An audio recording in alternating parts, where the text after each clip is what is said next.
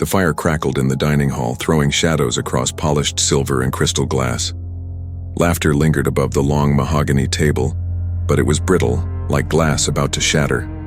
A goblet tipped, red wine spilling like blood across white linen. Then came the cough, sharp, then another. Forks clattered, a chair scraped back in panic. The air thickened, heavy with smoke, fear, and the copper tang of blood rising in the throat. Outside, cicadas sang as if nothing had changed. Georgia, 1833. They thought supper would end in laughter. Instead, it ended in silence. The fields stretched, for miles, cotton blooming like white ghosts beneath the relentless Georgia sun. Heat pressed down on every back that bent to pick, every hand that bled against thorn and stalk. The air smelled of dust, sweat, and iron. The faint rustle of chains, carried in the breeze like a song of warning.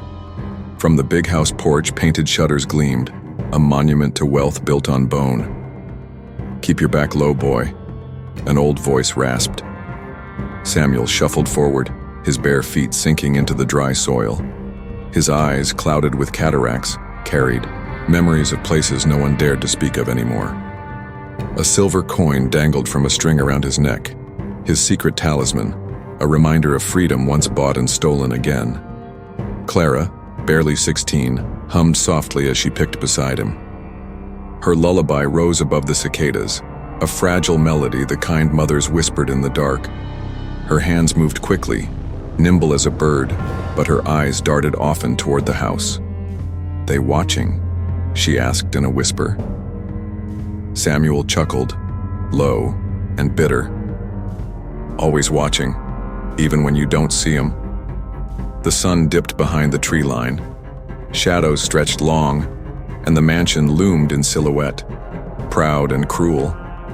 Smoke from the kitchen chimney curled skyward, carrying the smell of roasting meat. "Reckon she'll be there tonight," Clara murmured. "Who?" Samuel's voice was a rasp, though his ears caught more than most assumed. "The kitchen girl, the quiet one." "Mary. Heard Martha say she's learning things. Things her mama used to know." Samuel paused, his crooked hands tightening around the cotton stalks. "Herbs?" Clara's lullaby faltered. She looked away, voice low.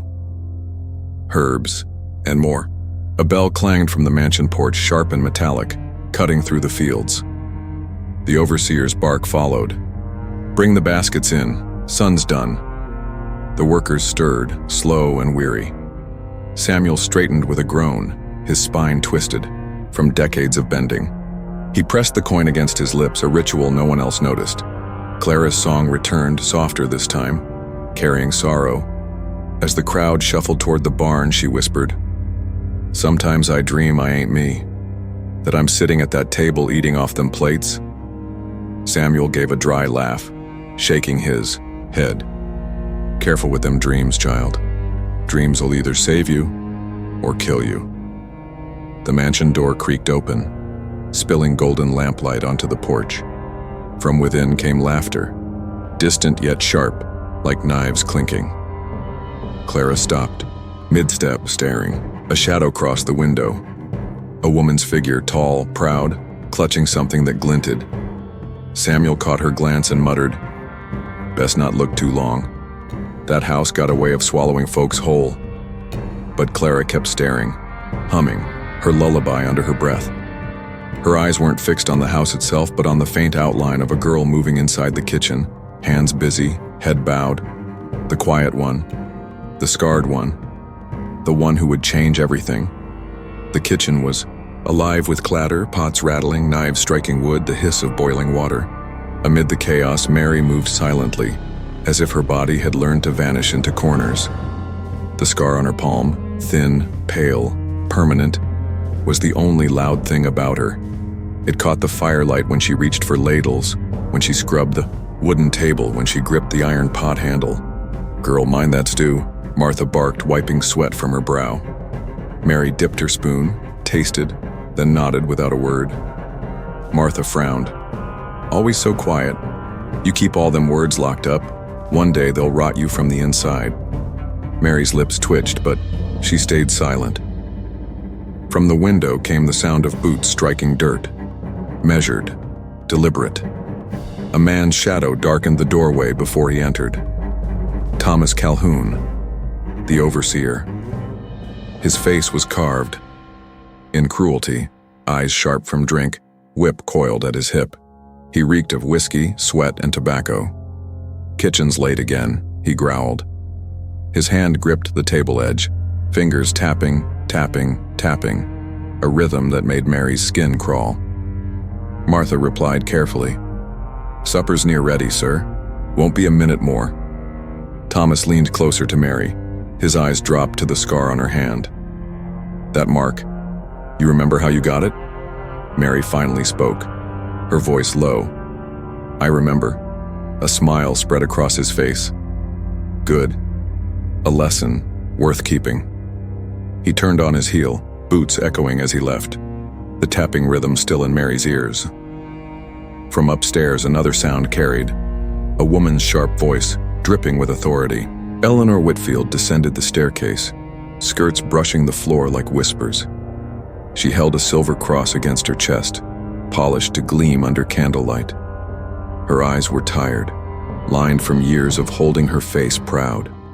She stepped into the kitchen, gaze sweeping the servants with disdain disguised as grace. "Everything must be perfect tonight. Judge has guests. If there is even a hint of failure, it reflects on this house, and on me." Her eyes lingered on Mary. "You there, straighten your shoulders, speak when spoken to. God despises sloth." And silence. Mary raised her chin slightly but said nothing. The scar on her hand tightened against the iron pot. Eleanor's lips pressed thin. "Your silence shames you." She turned away, lifting her cross as if in prayer. "Remember, the Lord sees all." When she was gone, Martha muttered under her breath, "The Lord ain't the one watching us. It's her." She jerked her chin toward the stairs where Eleanor had vanished. Mary stirred the pot, the aroma of herbs filling the room. In the steam, she saw her mother's hands, strong, gentle, placing herbs into her tiny palms. A memory whispered through the haze. "What? Heels can also kill. You must know the difference, child." The scar pulsed with heat. Chains rattled in her ears, though no chain bound her wrists. She lowered the spoon, her silence louder than any scream. The nights in Georgia carried their own kind of weight. Crickets droned in the brush. Owls called from the trees. And in the slave quarters, whispers traveled softer than smoke. Mary sat close to the dim light of a tallow candle, fingers brushing across a scrap of paper smuggled from the judge's study. Her lips moved silently, eyes straining to form shapes into words. Beside her, Joseph leaned in, his voice a low murmur. "Slow now. Sound it out." His fingers traced the word with patience. "Freedom." Mary repeated it under her breath, as though the very act of saying it might summon it. Joseph's eyes glimmered in the candlelight. His hands smelled of ink and ash, always marked with smudges from stolen paper. "You got a mind sharper than any blade in that house. Don't waste it." Mary smiled faintly. "If they catch us, they won't." He cut her short, though. His glance toward the door betrayed his fear. "And if they do, let them know knowledge ain't chains they can lock away." The boards creaked outside. Both froze. Then a low whistle. The signal. Isaac's shadow passed by, checking for danger, then vanished again into the night. Mary folded the scrap carefully, slipping it into her apron. Words were her secret weapon, letters her talismans. Inside the mansion, laughter echoed down the hallways. Young Henry Whitfield leaned against the parlor wall, a glass of brandy in his hand, though he was barely 20. His hair was neatly combed, his smile easy, his voice smooth with entitlement. He watched Clara dusting near the hearth, her shoulders stiff beneath his gaze. "You sing, sweet," Henry said, stepping closer. Clara kept her head low. "I wasn't singing, sir." Henry smirked. "Then it must have been the house itself humming when you walked in." He reached to touch her braid. Clara flinched. From the kitchen doorway, Mary watched, her jaw tightening. She said nothing, only stepped forward deliberately with a tray, forcing Henry to step back. The clink of glasses masked the tension in the air. Henry's smile sharpened. "Ah, the quiet one, always staring, never speaking. What's your name again?" Mary's voice was steady. "Mary, sir?" "Mary," he repeated, savoring the word as if it belonged to him. "Maybe one night you'll sing for me too." He winked before strolling away, brandy sloshing. Clara's eyes brimmed, but Mary placed a hand briefly on her arm. No words passed, just a silent bond stronger than any chain. Upstairs, Eleanor Whitfield clutched her silver cross tighter, watching her son from the landing. Her voice cut the silence, sharp as glass. "Henry, enough. Your father would not approve of your indulgences." Henry laughed, bowing mockingly. "Father approves of everything I do. I am the heir, after all." Eleanor's face tightened, but she said no more. She turned away, whispering a prayer, though her eyes betrayed a fear deeper than faith. Later, in the quarters, Joseph handed Mary another page. This one bore a psalm, though the words were dangerous in their own right. She frowned. "Why this?" "Because it speaks of deliverance," Joseph answered. "They think these words are theirs, but they can be ours too." Mary traced the letters, slowly. "Deliverance." Joseph nodded, leaning closer. "One day you'll need it." Their moment was broken by a sudden noise, the heavy stomp of boots. The door swung open. Thomas Calhoun filled the frame, whip dangling like a serpent. His eyes locked on the candle, on the paper. "What's this?" His voice was thick with drink. Mary shoved the page under her skirt, but Joseph stood tall, stepping between them. "Just talking, sir." "Talking, eh?" Thomas sneered. He grabbed Joseph's shirt front, yanking him close. "You think I don't hear whispers? Think I don't see your clever fingers scratching where they don't belong?" Joseph's eyes did not waver. "Words don't break backs." Thomas's whip cracked against the table, splintering wood. "They break necks, boy, remember that." He shoved Joseph aside, sneering as he left. The door slammed and silence pressed down like a weight.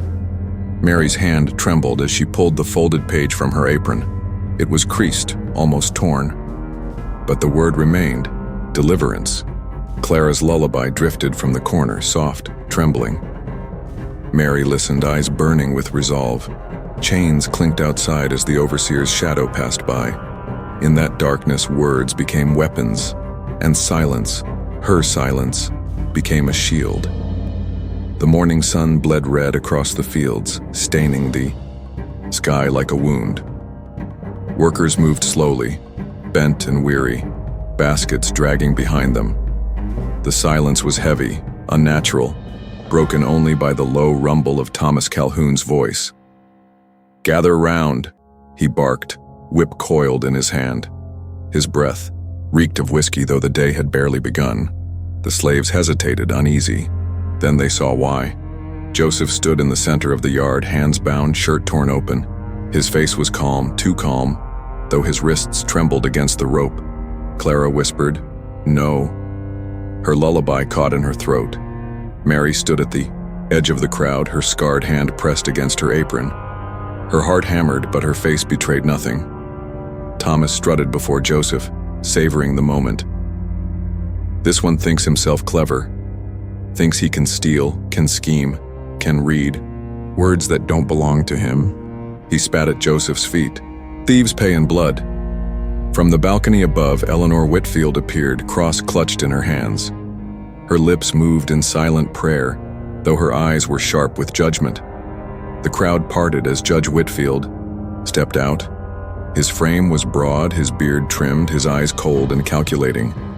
In his hand was a glass of brandy, morning sun catching the amber liquid. "Make it quick, Calhoun," the judge said, his voice even, indifferent. "But make it memorable. Order must be maintained." Thomas grinned, cracking the whip in the air. The sound split the morning. Joseph lifted his chin. His voice rang out clear, louder than the cicadas. Don't let them bury me for nothing. The words struck Mary like a blade. Her scar burned. The whip lashed across Joseph's back. He staggered but did not fall. The second strike came harder, ripping flesh. Gasps shuddered through the crowd. Clara buried her face in her hands. Samuel bowed his head, lips moving in silent prayer. By the third lash, Joseph's voice was hoarse, but he forced the words again. Don't let them bury me for nothing. Thomas struck harder, sweat flying, his grin wide. Beg, boy, beg, and maybe I'll spare you another. Joseph's lips split into a bloody smile. I'll never beg. Mary's throat closed. The air smelled of iron and smoke, though no fire burned. Her fingers clenched until her scar throbbed. From the balcony, Judge Whitfield sipped his brandy. Enough. Leave him breathing. Fear is stronger when it lingers. Thomas stepped back, panting. Joseph collapsed to his knees, back shredded, but his eyes still burned with defiance.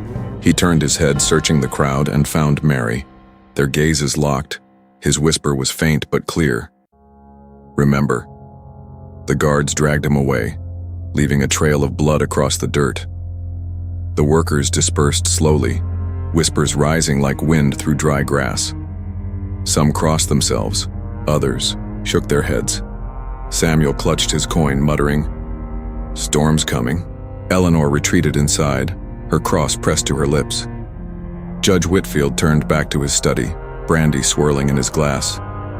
Mary did not move. She stared at the dark stain on the ground where Joseph had fallen. The words echoed in her skull. Don't let them bury me for nothing. The cicadas screamed louder. The sun burned hotter. And in the silence of her scarred palm, something inside Mary hardened into iron. Night pressed down heavy, the quarters hushed but restless. Mary sat by the dim glow of the hearth, her scarred hand steady as she crushed dried herbs in a wooden mortar.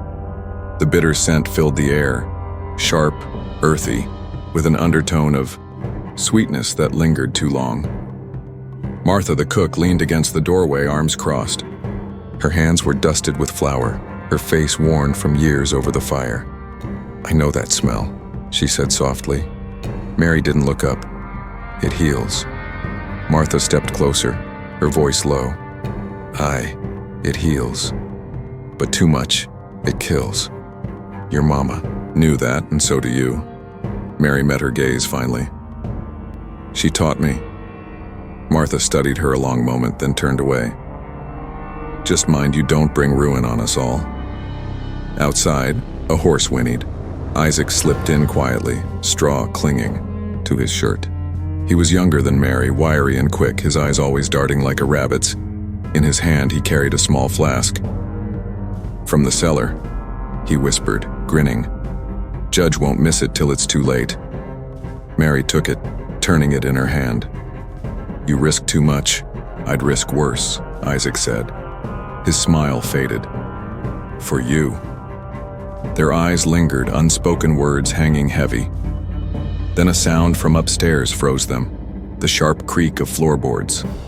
Isaac ducked into the shadows just as Eleanor Whitfield descended, her candle casting long, trembling light. What are you doing here? Eleanor's voice cut the room.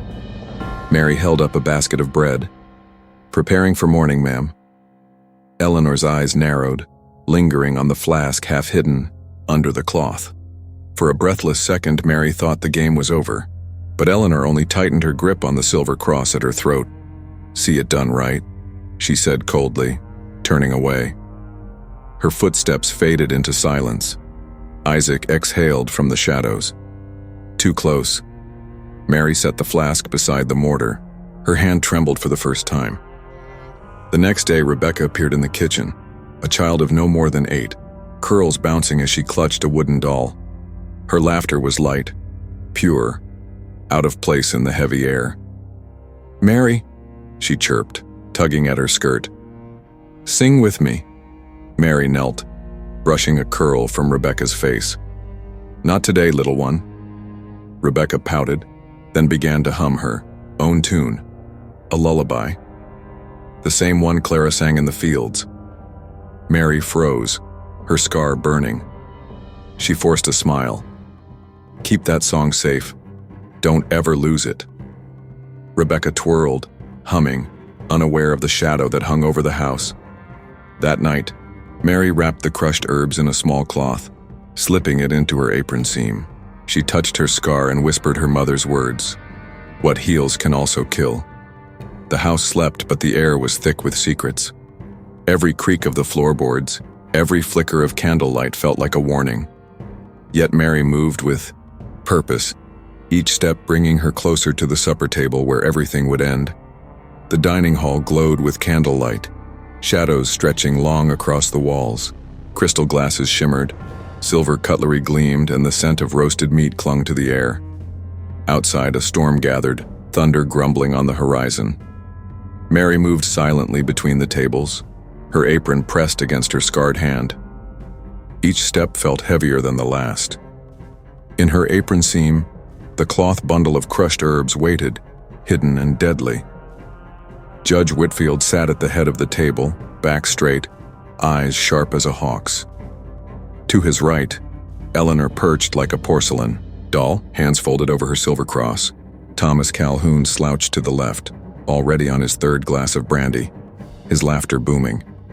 Beside him, a few plantation overseers joined in, eager to share his mirth. Martha, the cook, moved in and out of the kitchen, her face stern but unreadable. Isaac carried pitchers of wine, his hands steady though his jaw clenched.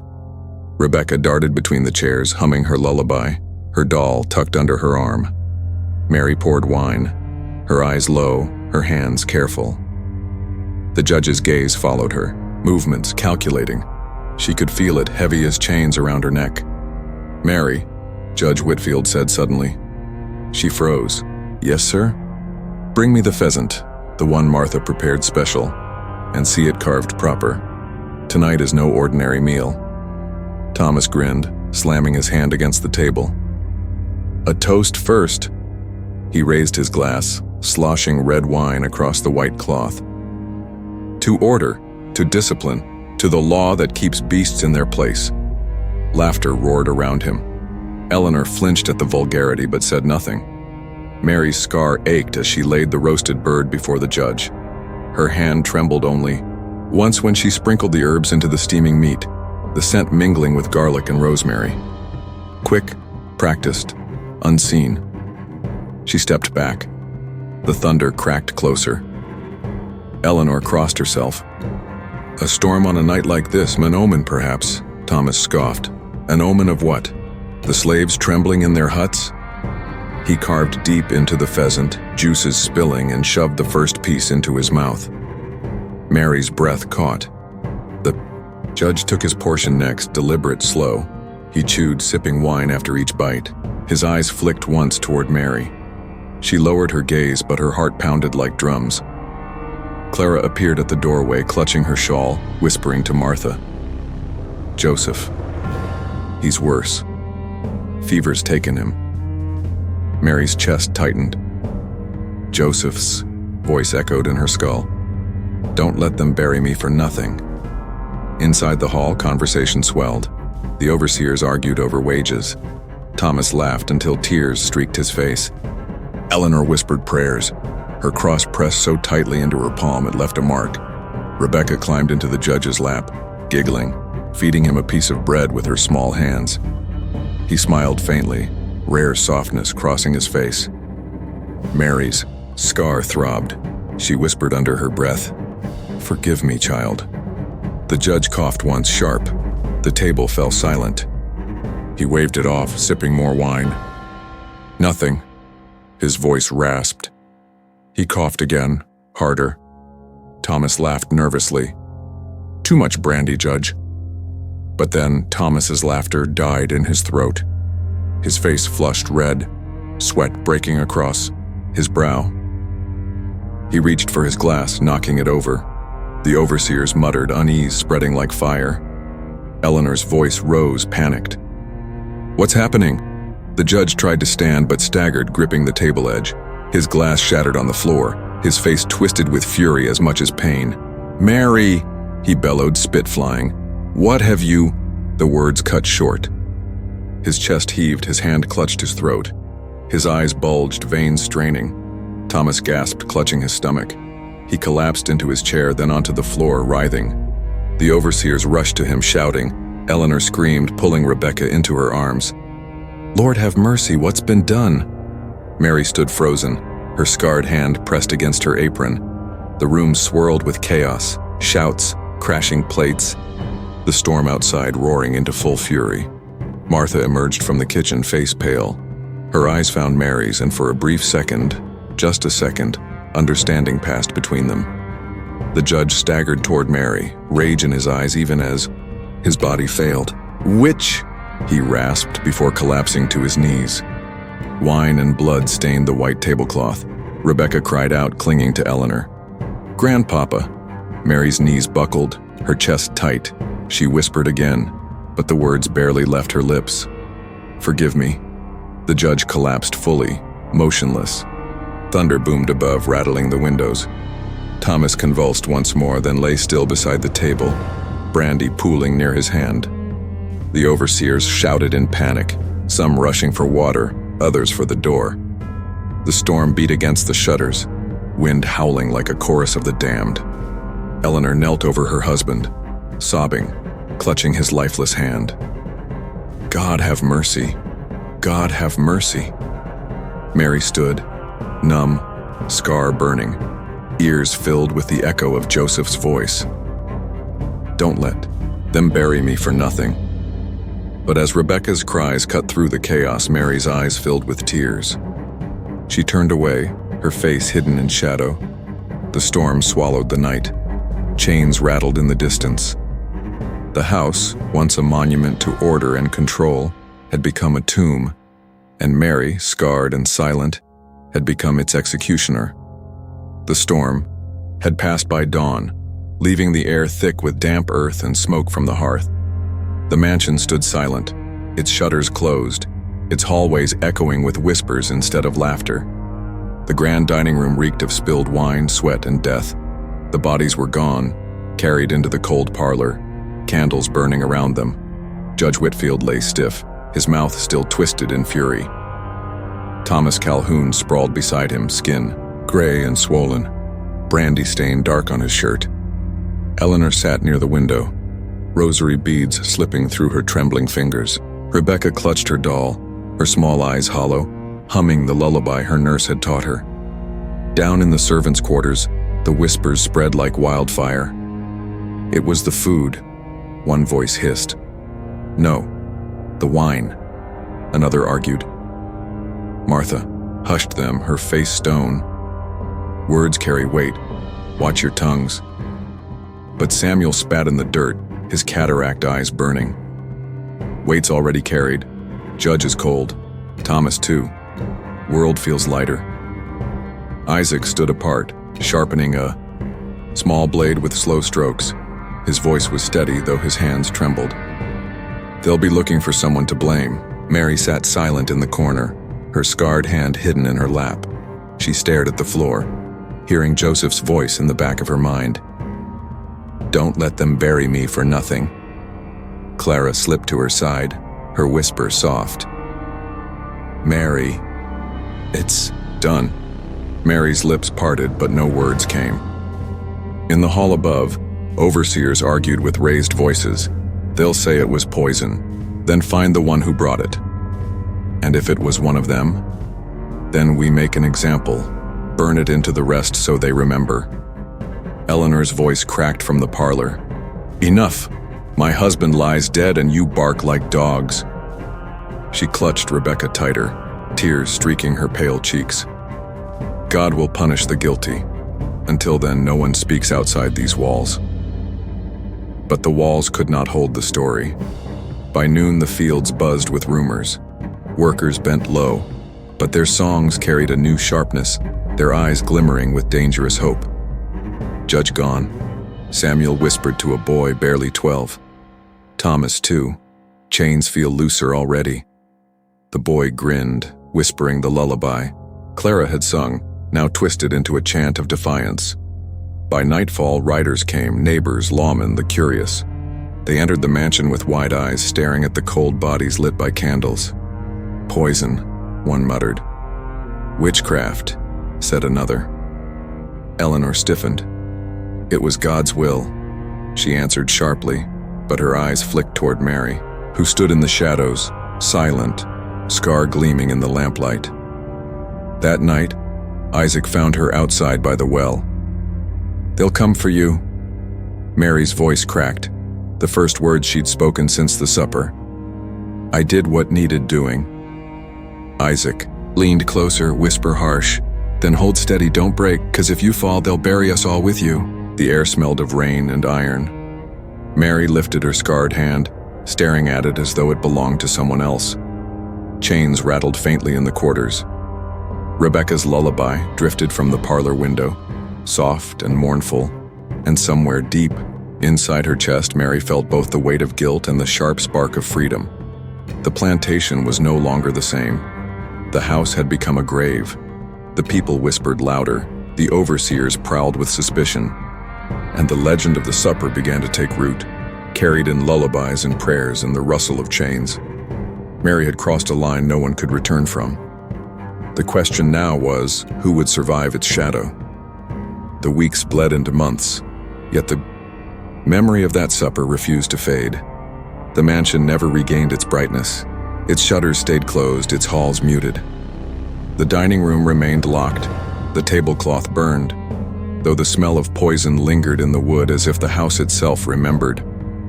In the quarters, whispers grew bold. Children sang Clara's lullaby with new verses. The judge took wine. The judge took bread. Now he sleeps among the dead. Their mothers hushed them, but even as they scolded, pride glimmered in their eyes. Samuel, old and nearly blind, became the keeper of the tale. He sat by the fire, silver coins swinging at his chest, retelling the night with more color each time. She walked with fire in her veins, he told the young ones. Silent, scarred, but her hand carried the weight of every chain we bear. Others changed the story. Some said Mary had struck a deal with the devil, the scar on her hand proof of his mark. Others claimed Joseph's spirit had risen through her, guiding her to finish what he could not. A few whispered she had poisoned not 2, but 6, and that only God's mercy kept Eleanor and Rebecca alive. Outside the plantation, rumors spread like wildfire. Neighbors spoke of witchcraft. Newspapers carried short lines about a suspicious illness claiming a prominent judge and his guest. In taverns, men lowered their voices, speaking of how quickly power could fall. For the enslaved, it was different. In the still of night, by flickering lamplight, Mary's name became a prayer. They spoke it with reverence, with fear, with hope. She didn't beg. She didn't run. She did what none dared. But Mary herself shrank deeper into shadow. She worked quietly in the kitchen, eyes lowered, her scar hidden in her apron folds. She answered little, spoke less, though at times, in the still, hours. Isaac caught her staring into the fire, lips moving as if whispering to ghosts. Eleanor clung to her rosary, telling visitors it had been sickness, nothing more. Yet in private, her hands shook when Mary passed near. She locked Rebecca's bedroom door at night, though the child often sang through it, her lullaby soft and haunting. Years later, when the war came and the world turned upside down, the story of Mary of Georgia resurfaced. Soldiers whispered of a slave woman who had brought down a judge and a cruel overseer with nothing but a handful of herbs. Preachers thundered against her name, calling her a Jezebel, a witch. Ballads twisted her tale, turning her into a specter haunting the fields, scar glowing in the moonlight, poison dripping from her hands. And yet, for those who still bore chains, she was no ghost. She was a symbol. Children grew up hearing her name before they knew the names of presidents. Women whispered her story in birthing rooms, telling their daughters, strength comes in silence. Men sang her name as they swung axes, as if her courage flowed through their blood. Mary, the quiet one. Mary, the scarred one. Mary, who poisoned the supper table and broke the spell of fear. She had lived a life of whispers, but in death, or perhaps in legend, her voice roared louder than the judge's gavel, louder than Thomas Calhoun's laughter. louder than the chains that rattled in the dark. The story changed with every tongue that carried it, but one thing never shifted. The supper had become legend, and Mary had become something more than flesh. A reminder, a warning, a fire that refused to go out. History is not kind to the quiet ones. Their names are buried in ledgers, their voices lost in dust. But sometimes when silence breaks, the sound echoes for centuries. Mary of Georgia was never meant to be remembered. She was meant to carry trays, clean floors, and die nameless. Yet her scarred hand carved itself into history, not with ink or gavel, but with poison stirred into a supper bowl. What was it? Justice or vengeance? A cry for freedom or the curse of despair? The answer shifts depending on who tells the tale. To the oppressors, she was a witch, a criminal. To the enslaved, she was a spark, proof that even chains could not hold back the will to strike. Her act was not noble. It was not pure. It was blood and fire, guilt and survival. But rebellion is rarely clean. It rises from hunger, grief, humiliation. It rises from watching a child beaten, from holding a dying man who whispers, "Don't let them bury me for nothing." Mary's legacy is not just the fall of a judge and his cruel guest. It is the lesson that power can be broken, that even the mightiest table can be overturned by the hand of the forgotten. Chains may rattle for generations, but every chain carries the memory of someone who dared to break it. And so Mary lingers, in lullabies, in whispered prayers, in the uneasy silence of a supper table. She did not beg. She did not run. She chose to burn it all down. The candles are out now. The dining hall is silent. The storm has passed, but the question remains, and it is not history's alone, it belongs to you. Mary's scarred hand hovered over the supper table, and in that moment she made a choice. Not to forgive, not to wait, but to strike. Some will call it murder. Others will call it justice. Perhaps it was both. If you were there, if it was your family starving, your friend dying in chains, your child trembling under the lash, what would you have done? Would you keep your head low, waiting for mercy that never comes?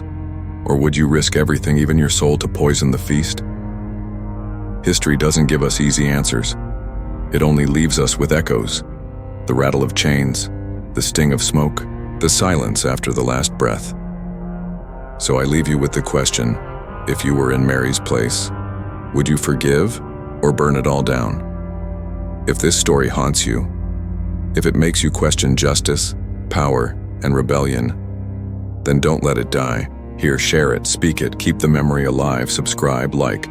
Join us again where history bleeds into legend. This is the slave resistance. Until the next story, remember, the past never sleeps.